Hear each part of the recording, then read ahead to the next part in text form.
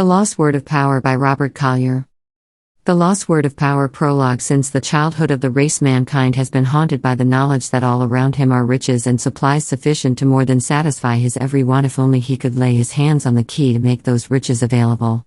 You find this thought running through the ancient Chinese and East Indian legends. You meet it in the tales of Aladdin and Ali Baba from the Arabian Nights. You come across it in the folklore and myth of every bygone people. Van Dyck tells of it in The Lost Word and Longfellow in Sondalphone. In most of these tales, the key takes the form of some magic word, as in the story of Ali Baba, where his open, sesame, opened to him the door of the robber's treasure cave, containing uncounted riches. Even among the Jewish rabbis, there was a secret cult called the Kabbalah, which believed that writing was revealed to man as a means of penetrating the divine mysteries, and that every letter, every word and number, even every accent in the scriptures contains a hidden meaning. And by their system of interpretations, they arrived at this hidden meaning. But there was one word that was lost, and this word was the most important of all: the secret name of God. One of the very foundation stones of the ancient Jewish religion was that the knowledge of the secret name of God enabled anyone who possessed it to perform the most marvelous deeds. This secret name was said to have been revealed to Moses by God himself, taught by him to Aaron and handed down to the high priests of Israel. It was the secret enshrined in the Holy of Holies. It was the supreme object of all attainment, for with it one could do anything. The possession of this secret name was believed to be the power by which Moses was able to overcome all the might of the pharaohs, to bring down the 10 plagues upon Egypt while keeping his own people free, to divide the Red Sea, to lead the Israelites through the wilderness to the edge of the Promised Land. Elijah had it, and Elisha, all the great wonder-workers of antiquity, and by it they cured the sick and the crippled, by it they defeated great armies, by it they even raised the dead. This sounds incredible, of course, but the strange part is that it is true. To him who knows the secret name of God, all things are possible. It is the lost word of power, the open sesame. Of Aladdin, the scheme Hamaphorase of the Israelites. What is more, you can learn it. Not only learn it, but use it. How? The word is nigh unto us, we are assured in Deuteronomy, even in our hearts and in our mouths. But how get hold of it? In the book of Job, we are told that if there be a messenger with us, an interpreter, we shall be delivered from going down into the pit. And again in Job, we are assured that by acquainting ourselves with God, we shall not only be at peace, but shall lay up gold as dust and have plenty of silver. On through both the Old and the New Testaments, we are told that if we possess certain understanding, all things we desire shall be ours: riches and honor, health, happiness and triumph over our enemies. And again we are given the records of those who triumph through such understanding. The Bible might well be called a book of promise, so many and so varied are the promises of good in it. And through all of these promises there runs this common element: the idea that if we acquire certain wisdom, certain understanding, all good things will be given us. Job makes them contingent upon rightly interpreting a certain message. The Psalms speak of their attainment, through ways made known unto Moses. Solomon adjures us to seek first understanding, and all else will follow. Similar promises are to be found in the Vedas and the sacred books of other old religions. For an idea to persist through so many ages, it must have at least a grain of truth back of it. And that there is more than a grain of truth in these promises, we think you will agree when you have read the following. Lord of 1,000 worlds, I've reigned since time began, and night and day, in cyclic sway, pass by while their deeds I can. Yea, time shall cease ere I find release, for I am the soul of man. Part I. The lost word of power. Thou shalt also decree a thing, and it shall be established unto thee. Job 22:28. You know, of course, that, reduced to the ultimate, everything in this universe is merely a form of energy, so many protons and electrons revolving about each other with the speed of express trains.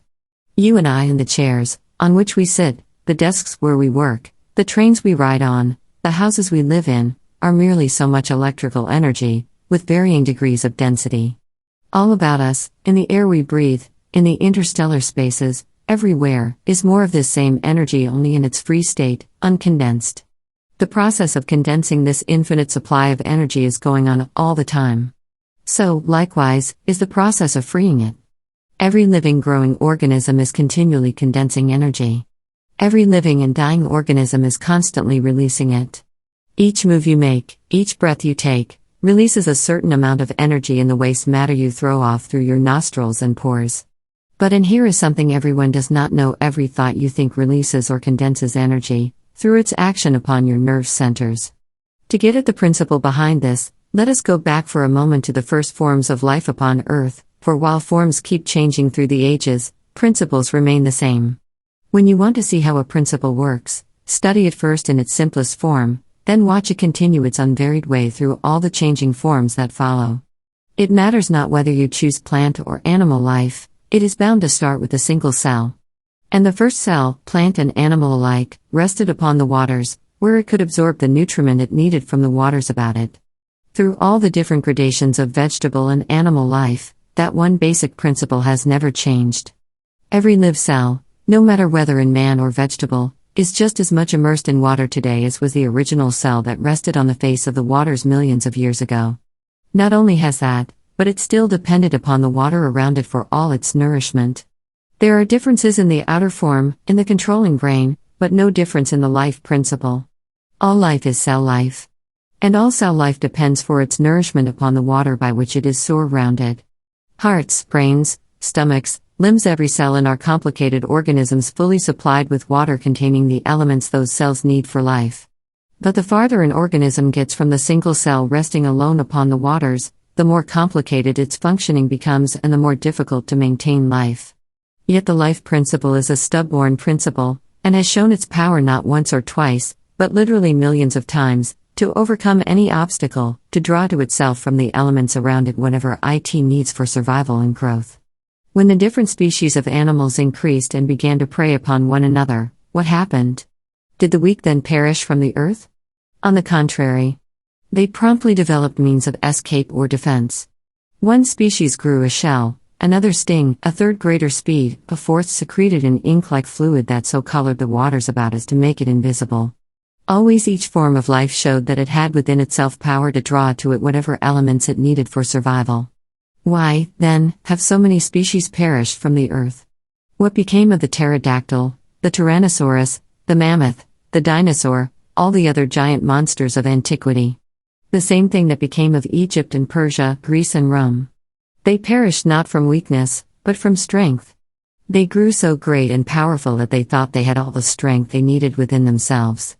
They stopped reaching out for new life, new energy, new forms. They stopped stirring up the life in them, and complacently let it settle in the form they thought invincible. Naturally they perished.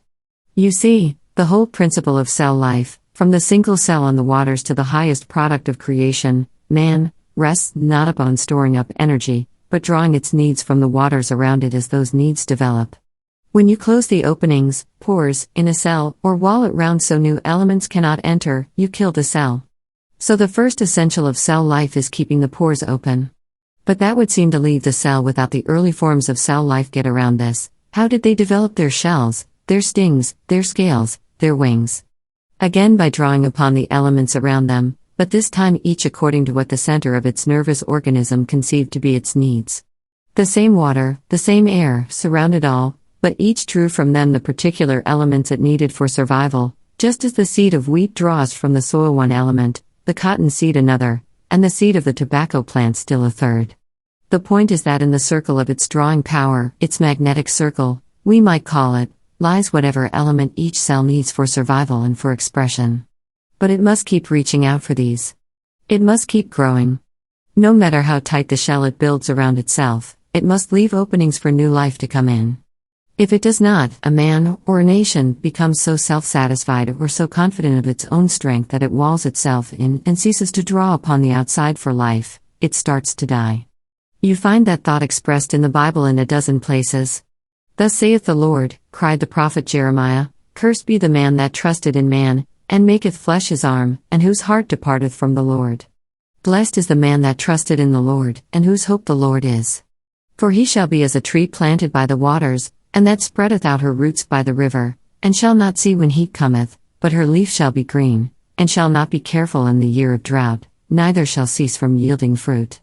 And Ezekiel put it, I will seek that which was lost, and bring again that which was driven away, and will bind up that which was broken, and will strengthen that which was sick.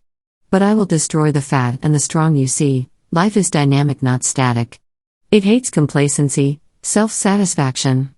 It wants to be stirred up, It insists upon being drawn upon, and if you won't do it, throws you into the discard and gives the chance to someone else. What would happen to a cell in your own body that grew so fat and strong that it closed itself to all the lymph, water, around it? It would dry up and die, would it not, and your lymph would bend its efforts towards getting rid of it to make room for a live cell that would use the nourishment with which it was surrounded. The same is true of every form of life. You, for instance, are just a cell in the great God body of the universe. All about you is the lymph of God, the electrical energy in the ether which contains every element you need for life, for your surroundings, for your expression. The only thing you must do is give it form. You are giving it form every minute, in your body, your circumstances, and your surroundings. The trouble is you are doing it unconsciously, so more often than not you give it the forms you fear rather than the ones you want. What is the remedy? First, to learn how to consciously and intelligently give this energy the form you want it to take. Second, to break up the old imperfect or grotesque forms made by fear, and cast them into the discard. How did the crawfish get its shell? How did the bee get its sting, the serpent its fangs, the bird its wings? They were not created that way. They came through a gradual process of evolution. And what brought them was the need for escape from imminent danger, the urgent need acting galvanically upon the nervous center of each creature, impelling it to draw upon the elements around it for what it felt was necessary to it for survival. Remember that, it is not the intellect, not the brain that draws things to you. It is your nerve centers, your solar plexus and radio power stations, their nerve ends your kingdom come. You can intellectually desire when you get the urge into your feelings, when your whole being vibrates to the need for it, that you draw to yourself from anywhere and everywhere the elements necessary to its manifestation. That is why the sincere love of a man for a maid so often draws to him the object of his affections, even though at first she seems entirely indifferent to him. Love sets his nerve centers vibrating with feeling, with desire, and unless neutralized by counter waves of doubt and fear, draws to itself its own. But it works as surely the other way, too. Fear and jealousy are just as potent energizers of the nerve centers, and they draw to themselves the elements they dwell upon quite as certainly. You see, nerve centers came before the brain, and as magnetic factors, they are still more potent than the brain. They responded to outside influences before there was any such thing as a brain, and even now, if the brain be removed, the nerve centers continue for a time to react to certain impulses. Darwin noted this in the reflexes of a decapitated frog. If a drop of acid be placed on the lower surface of the thigh of a headless frog, he writes, it will rub off the drop with the upper surface of the foot of the same leg. If this foot is cut off, it cannot thus act. After some fruitless efforts, therefore, it gives up trying in that way, and at last makes use of the foot of the other leg and succeeds in rubbing off the acid. Notably, we have here not merely contractions of muscles but combined and harmonized contractions in due sequence for a special purpose. These are actions that have all the appearance of being guided by intelligence and instigated by will in an animal, the recognized organ of whose intelligence and will, the brain, has been removed. Tests have proven the same principle to be true of human tissue. The cells react to certain outside impulses after being removed from the body, exactly as they would when connected with the brain. In short, it is your nerve centers that are the seat of all your reflex actions. And it is your nerve centers that magnetize you for good or ill, for fortune or disaster. Think back for a moment to some of those times when you have been worried, fearful. Remember what a gone feeling it gave you in the pit of your stomach. Remember how your nerves were on edge all over your body, so that any sudden noise made you jump, any trifling annoyance exasperated you beyond all reason? Why? Because your nerves were keyed tight like so many violin strings, and they vibrated to the slightest touch. It is when they are in this state that they are most like radio antennae, drawing to themselves from the whole universe the elements they seek. But when keyed up by fear or anger or worry, the elements your antennae seek out are those related to their causes, and they usually take form as sickness or trouble or disaster of some kind. You can key your antennae to just as receptive a pitch through any other emotion, and draw to you every element of good instead of evil. It is nature in her primitive state at work all over again. To those creatures who feared greatly, she gave shells to shut themselves up in. To the fierce and those easily angered, she gave teeth and claws and sinews for battle. But to those who loved peace, she gave wings to soar aloft, far from all the turmoil and strife, with safety and seclusion in the topmost branches of the tallest trees. To each according to what it conceived to be its own needs. What are your needs? A job, enough to eat, a place to sleep? then these are all you will get. Make your needs great ones, worthwhile ones. The life in you is just as capable of drawing to you the elements necessary to fill them. But to get them, you have to break out of your shell. In fact, you have to break up into pieces the shell of circumstance that has formed around you, and start all over like the single cell. The only biological reason for old age is that the cells of the body become clogged with waste matter, until every pore and passage is literally encased in a hard shell, and though surrounded by life, new life can't get in. The remedy is the same as for a dry, hard sponge. Squeeze it tight, immerse it and let what water will come in. The first time, there won't be much, but each time you squeeze it, the water will wash out more and more of the impurities that clog it, until finally you have a fresh, clean sponge, capable of drawing to itself and holding the maximum amount of water. The same principle holds true of you as a cell in the God body of the universe. You are surrounded by lymph. The water in the body, is called lymph. In the case of the universe, let us take the electrical energy all around us, of which everything is made, as our lymph. Yet you have been getting from it only a bare existence, while others around you no more able, no more worthy, have been drawing down all the comforts of life. What is your trouble? Get rid right now of any idea that it is because your neighbor is more favored than you with brains, or opportunity, or education. These help, but they are not decisive factors. The deciding factors are what you require from life and on what you put your dependence for it. If trees depended upon root pressure alone to drive the water to their topmost branches, we should have forests of nothing but stunted trees. It is the evaporation of the moisture in the leaves that carries water to the tops of even the tallest trees. Just so with you. If you depend upon your skill or ability alone, you will never get far. You will be stunted all your life. You will be living in your own shell, dependent upon the nourishment your roots can bring to you from the soil immediately around them. In other words, you will be dependent entirely upon the skill of your hands or the work of your head. But that is the smallest part of you. It is when you reach out with all your millions of antennae that you get the whole universe working for you until you tower head and shoulders over all about you. You are not to draw upon the help of the universe through your friends or relatives or those around you. No, indeed. You are to draw it as all cell life has from the beginning through your own self, through your nerve centers. When the crawfish needed a shell, he didn't borrow the requisites for it from his neighbors. He drew upon the lymph around him for the elements necessary to its making, letting them work through him. And that is what you, too, must do. But first you must make sure that every pore and passage is open to that lymph. You must break down every wall that hedges you in. You must smash every shell that keeps the good out. You must let go of all fears, all hatreds, all resentments. When you plant a seed of corn, what is the first thing you do? Break up the ground, is it not? But after a while, that ground settles again, and the rain and wind and sunshine bake it as hard as a shell. What do? Break it up that the warmth and the air and the moisture may freely reach your seed. Only thus can you expect it to increase and multiply 100-fold. You are like that seed of corn. You were planted in rich soil, but the storms of circumstance and the heat of struggle have baked it into a hard shell that holds you down. You have to break that shell before you can bring forth fruit. Your habits of thought, your outlook on life, your circumstances and surroundings, all form part of that shell. You must break them up. You have been accustomed to depending upon your own unaided skill or abilities for your opportunities. You have looked to your customers, or business associates, or your own physical efforts, for your rewards. All these are right enough, if you can be satisfied with the mere work of your hands, but if you are looking for the big rewards, you must break up all dependence upon circumstances and conditions. How shall you break it up? How is it done throughout all nature? The conditions surrounding you have congealed into their present form as the result of circumstances over a long period of years, so your shell is hard and strong. It will take some breaking. Let us, therefore, choose for our analogy another hard shell, the black walnut.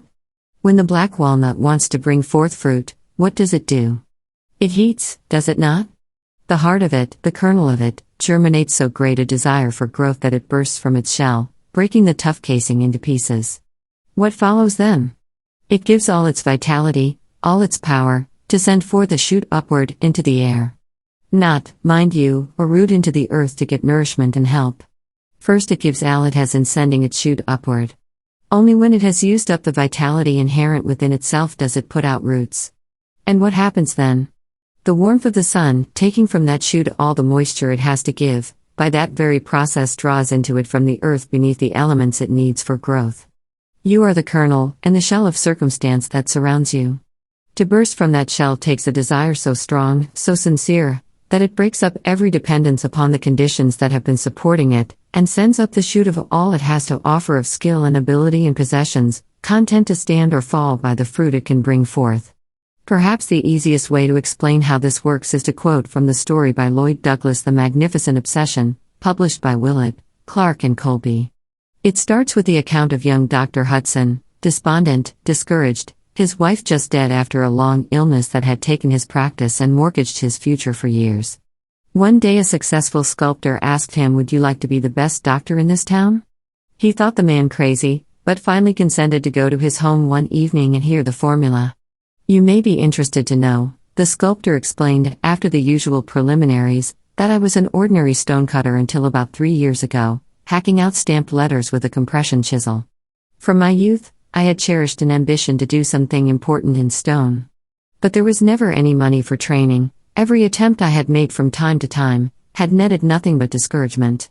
One day, I went to the church my little girl attended, and heard a preacher read what is on this page, pointing to a page torn from the Bible. It evidently meant nothing to him, for he read it in a dull, monotonous chant. And the congregation sat glassy-eyed, the words apparently making no impression. As for me, I was profoundly stirred. The remainder of the hour was torture, for I wanted to get out where I could think. Hurrying home to our bare little house, I found with considerable difficulty, for I was not familiar with the Bible, that page from which the minister had read. There it was in black and white, the exact process for achieving power to do, be, and have what you want. I experimented. With that he handed me the magic page. "Of course," he explained, "you will not realize the full importance of all this instantly. It seems simple because it was spoken dispassionately, with no oratorical bombast or prefatory warning that the formula he was about to state was the key to power." Edging his chair closer to mine, he laid a long hand on my knee and looked me squarely in the eyes. "Dr. Hudson, if you had a small, inadequate brick house, and decided to give yourself more room, what would you need for your building?" "More brick." "If you had a small, inadequate steam engine, you would want more steel to construct larger cylinders, not a different kind of steel but merely more room for expansion. Now if you had a small, inadequate personality, and wanted to give it a chance to be something more important, where would you find the building materials?" He seemed waiting for a reply, so I humored him. "Well, according to the drift of your argument, I presume I would have to build it out of other personalities." "Is that what you're driving at?" "Precisely," he shouted. "But not out of. Into. This theory I am talking about doesn't ask you to build your personality out of other personalities, but into them." "I'm afraid it's all too deep for me," I admitted, befuddledly. He rose and stamped back and forth. "See here. You know all about blood transfusion. That's in your line. Superb. One man puts his life into another man. Doctor, how do you accomplish a blood transfusion? Tell me in detail." "Well, it's simple enough, except for one obstacle. The blood must be kept from coagulation as it passes from the donor to the recipient. Even when the artery and the vein are attached by a little cannula, the blood soon clogs the glass, so to avoid that stoppage, the vein of the recipient is passed through the cannula and cuffed back over the end of it. Then the cannula, carrying the vein, is inserted into the artery of the donor. The point is, you see, to ensure against any outside contact." Randolph, the sculptor, seemed mighty pleased, especially with the feature which concerned the problem of coagulation. "You will notice there, pointing to the page in my hand, that the first step toward the achievement of power is an expansion, a projection of oneself into other personalities. You will see that it has to be done with such absolute secrecy that if, by any chance, the contact is not immediate and directive, by any chance, there is a leak along the line of transfer, the whole effect of it is wasted. You have to do it so stealthily that even your own left hand." Randolph returned to his chair, and went on in a lowered voice, "Hudson, the first time I tried it I can tell you the incident freely because nothing ever came of it, although it had cost me more than I could afford, at the time, to do it. The chap was so grateful, he told a neighbor of mine, in spite of my swearing him in. He had been out of work and there had been a long run of sickness in the family, and he was too shabby and down at heel to make a presentable appearance in asking for a job. I outfitted him. He told it. A neighbor felicitated me, next day. So there was more than $60 of my hard-earned cash squandered? Squandered, I shouted in amazement. How squandered? Didn't he get the job? Randolph sighed. Oh, yes, he said. He found a job. I was glad enough for that, of course. But that didn't do me any good. You'd better believe the next time I made an outlay I informed the fellow that if I ever heard of his telling anybody, I would break his neck. He laughed merrily at the remembrance of the incident. The man thought I was crazy. He added, wiping his eyes. You might well be disgusted with that, pursued Randolph, if I were trying to get power, that way, to stack up a lot of money for my own pleasure. All I wanted was the effective release of my latent ability to do something fine. On the night of the day I made my first successful projection of my personality, I cannot tell you what that was, I dare not. I went literally into a closet in my house, and shut the door. That's the next step in the program, as you have read there on that page. You see, I was very much in earnest about this matter, and, having already bungled one attempt, I was resolved to obey the rules to the letter. Later, I discovered that the principle will work elsewhere than in a closet. Just so you're insulated? Oh, Randolph, for God's sake. I exploded. What manner of wild talk is this? I confess I can't understand, said Randolph impatiently, why you find this so hard to accept. Why it's in line with our experience of every other energy we use. Either we meet its terms, or we don't get the power. What did Volta's battery or Faraday's dynamo amount to practically, until Dufay discovered an insulation that would protect the current from being dissipated through contacts with other things than the object to be energized? Most personalities are just grounded. That's all that ails them.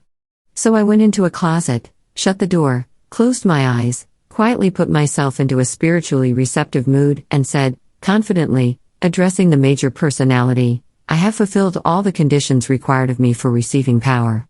I am ready to have it. I want it. I want the capacity to do just one creditable work of statuary. That was late in the night. I came out of that dark, stifling little closet with a curious sense of mastery. It put me erect, flexed the muscles of my jaw, made my step resilient. I wanted to laugh.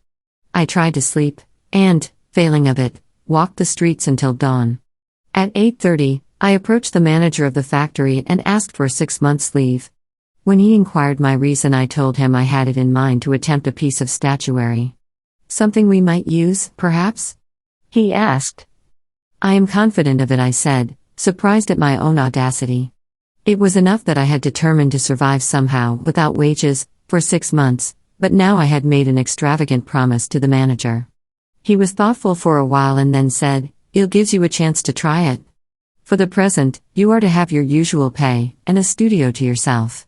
If you produce something we can place, you will share in the sale. Your hours will be your own business. I should be glad if you succeeded." I began work at once in a flutter of excitement. The clay seemed alive in my hands. That first day was a revelation. It was as if I had not really lived before. All colors were more vivid. I want you to remember that, Hudson.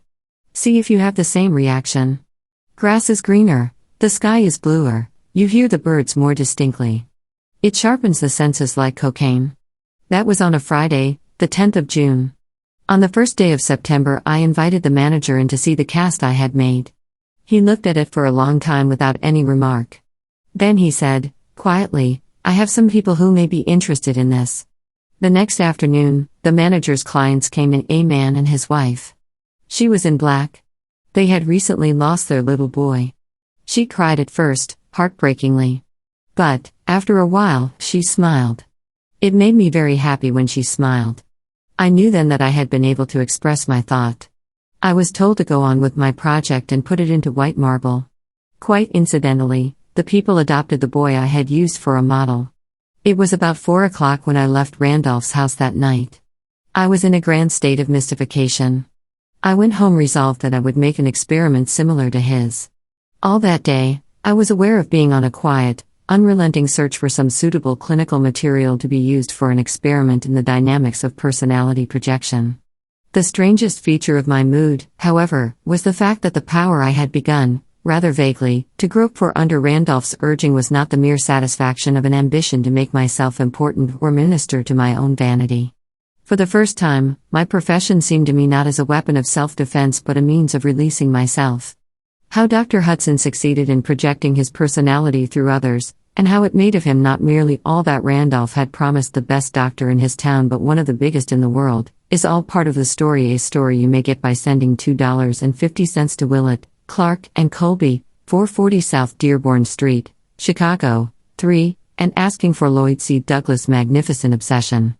But the important part, the part for you to take to your heart and make your own, lies in his secret of success, a secret that will work just as surely for you as it did for him, the secret of multiplying your power by projecting it through other entities, casting your bread upon the waters so it returns increased 100-fold.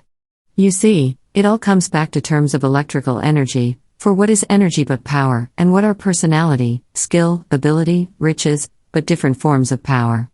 If you want to increase your stock of these, what must you do? Put these to work, must you not? Put them out at interest, as in the parable of the talents. No energy ever expanded until it was released. No seed ever multiplied until it was sown. No talent ever increased until it was used. You want more power, more riches, greater ability, and wider field of usefulness. How are you going to get them? Only by putting out at interest that which you have. And the way to do this lies not in working for riches as such but for increase in the form of energy you have. Do you know what the most important lesson in the whole Bible is? Do you know what principle was considered so vital that God is said to have used it on 3 of the 6 days of creation, and it is repeated no less than 6 times in the first chapter of Genesis alone? Just this: everything reproduces after its own kind. Go back over the miracles of increase in the Bible. What do you find? When the widow of Zarephath gave Elijah her oil and meal, what did she get? More oil and meal, did she not? Not gold or riches, but increase after its kind. When another widow begged Elisha to save her sons from bondage, he asked, "What hast thou in the house?" And when told not save a pot of oil, it was the oil he increased, was it not? When the multitude lacked for bread and the apostles asked Jesus what they should do, he did not turn the stones into bread, or bring forth gold with which to buy it. No. He asked, "How many loaves have you?" And when told 5 and 2 fishes, he based his increase upon them. Where does that leave us? You want more power, more ability, a greater field of usefulness. How are you going to get them? By planting what you have where it will show the greatest increase. It takes 90% of a locomotive's power to start the heavy train of cars, but only half of 1% to keep it going. In other words, a locomotive running along a level track at ordinary speed is using only 0.5% of its power. The rest is reserve energy, needed only for the heavy grades and the starting load. Suppose every man and woman were such an engine, their job in life the train. Think how few people there are who ever get started. Most are like an engine coupled onto too heavy a train, which puffs and strains and tugs, and tears itself to pieces spinning its wheels, but never gets farther than the one spot. Many of those who do get started fail at the first heavy grade, and at every succeeding grade, numbers are stranded. Suppose you were to give some of these a push just enough to start them or to ease them to the top of the grade, wouldn't you be entitled to half their surplus power when they came to a nice, level stretch of smooth running? Wouldn't you be like the storekeeper who grub stakes a prospector entitled to half his find? And wouldn't that excess power be just what you need to carry you to some height you had longed for, but never been able to reach alone, to enable you to perform some task of such Herculean proportions as to put you in the ranks of genius? That is the secret of power, the secret written in the Vedas 2,000 years before Christ, the secret that Jesus gave us a dozen different times in as many different wordings. How to use that secret and what the lost word of power really consists of, will be given in Part 2, which follows.